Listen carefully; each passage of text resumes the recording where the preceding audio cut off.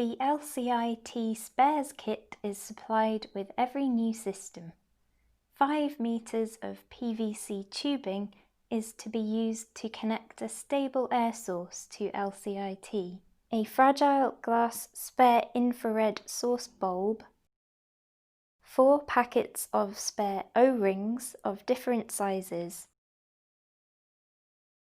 and a tube of silica gel for maintaining them.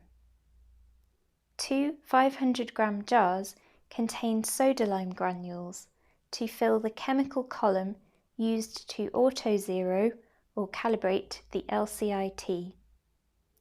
A safety data sheet for the soda lime, a metal particulate filter for fitting to the tubing as shown in a later section of this guide.